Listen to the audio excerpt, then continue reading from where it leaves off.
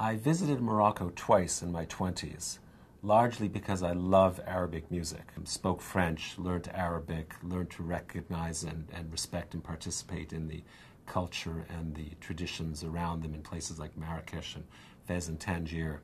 And I remember waking up one day after 2 or 3 months in Morocco and getting along quite well, thinking to myself, there are 18 million Moroccans, and most of them are not interested in science, and they live in a highly charged religious worldview filled with the worship of saints and oaths and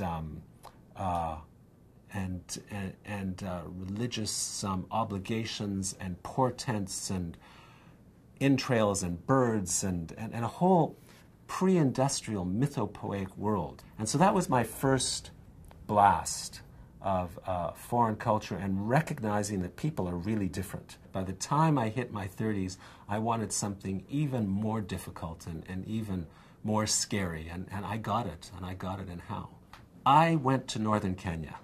Now, what most people think about Kenya is Karen Blixen and Meryl Streep and Robert Redford, and that's southern Kenya.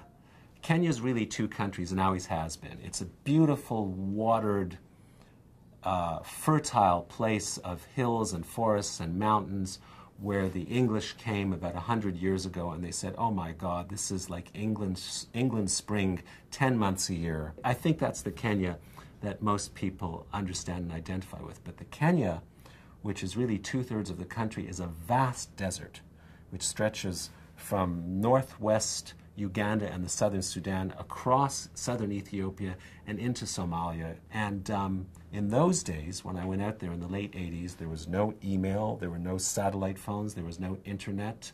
And when you came down from Mount Kenya and you entered the little way station of Isiolo, which should remind people of that bar scene, that first bar scene in Star Wars, where you have just all sorts of incredible creatures. That's the kind of meeting point between pagan and Muslim and settler and African.